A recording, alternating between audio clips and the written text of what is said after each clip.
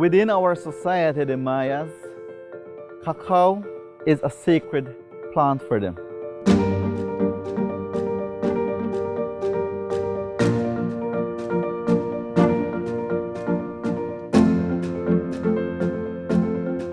It is a crop that could help us with our family.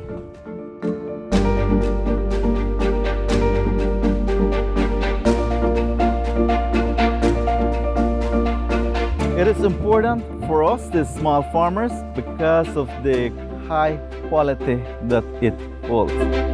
It's so crucial that the industry take more initiative to understand the hardships and the challenges that farmers face.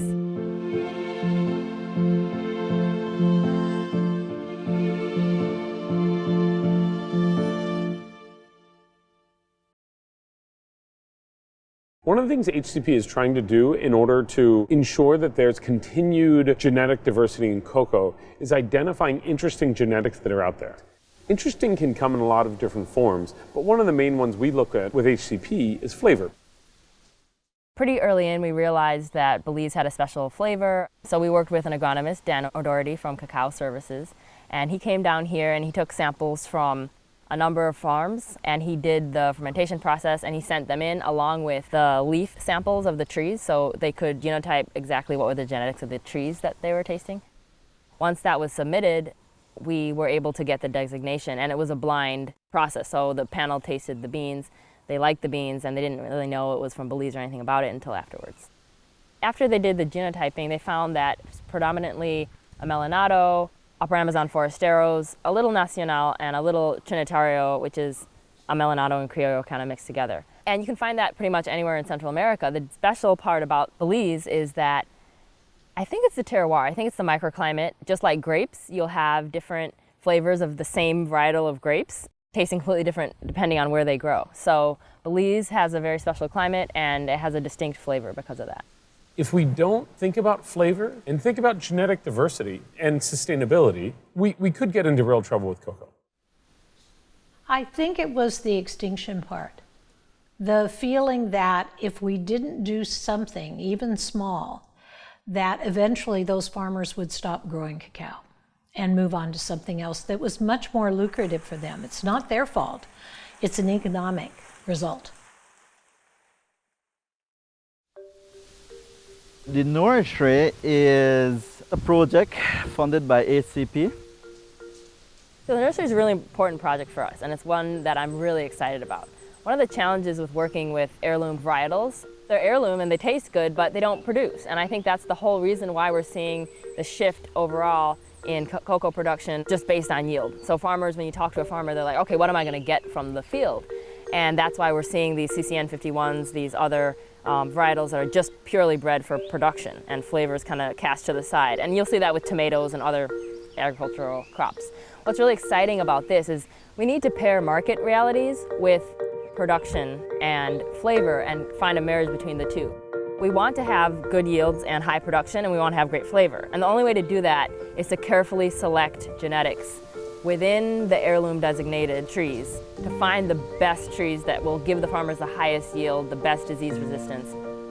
And we'd be kind of leading the farmers astray if we said, okay, plant this variety, it's heirloom, we have to use heirloom, but not doing anything to address the fact that these are really low yielding varietals because they haven't been bred for productivity, they're bred for flavor. People love the flavor. So we want to keep that, but we also want to keep the very best trees. And so what we're doing with this nursery is to select the best trees within the network with a scientific process. And we've been collecting data for months now. We're doing it because it's really important to us to get the best trees. We collect the pods, we take all the pod data, the production data for these trees, and we're going to select 5 of the best mother trees from the designated farms. Once we have that, we're going to take the scion wood, the bud wood, from the mother trees and make clones of these trees and distribute them through our network and try to boost production that way.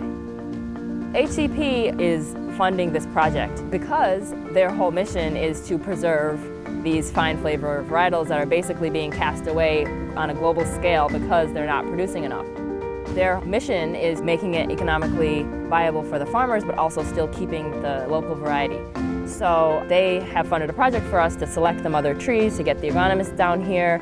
to do field trials because they also, you can select the trees, but then you have to actually test them in the field. And so we have had a couple of agronomists come down and design scientific field trials for these. It's huge for us, and we're really proud that we're entrusted to do that.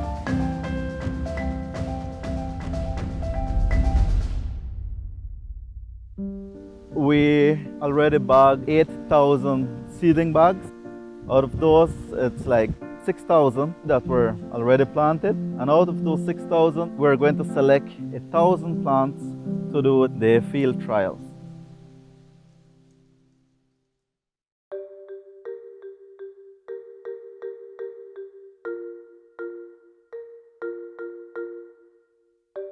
We are in my farm, which I've planted 5 years ago when I started to work with Maya Mountain.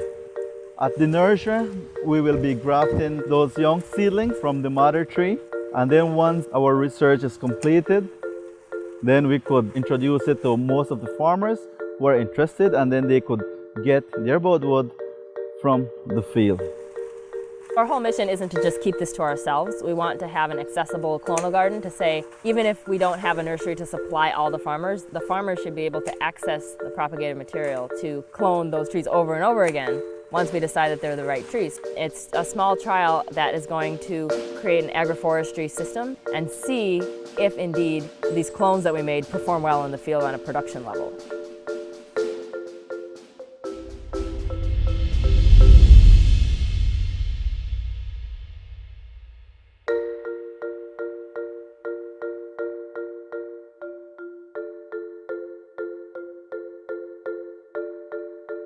Agroforestry is the core of our business model in our cacao sourcing.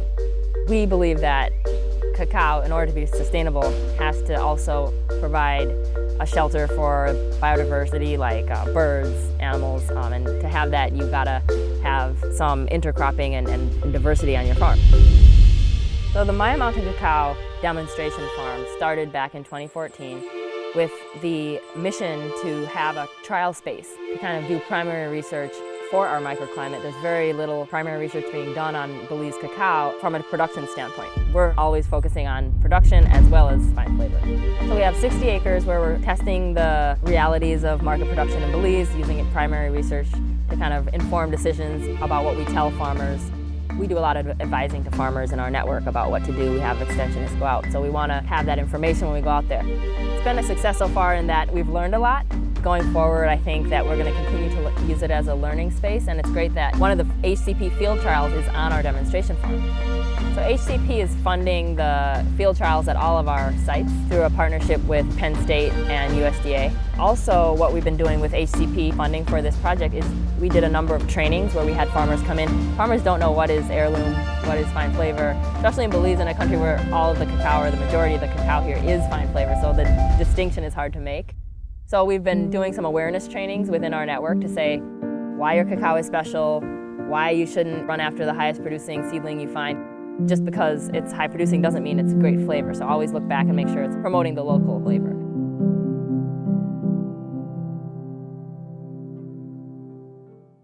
It keeps me going knowing that the work I'm doing is promoting Belize as a country, as an origin, getting well known in the craft market, and also providing a stable market to farmers. That is why I work long days, I'll stay weekends, I'll do whatever it takes, because I'm fueled by a purpose, which is to promote the Belize cacao industry.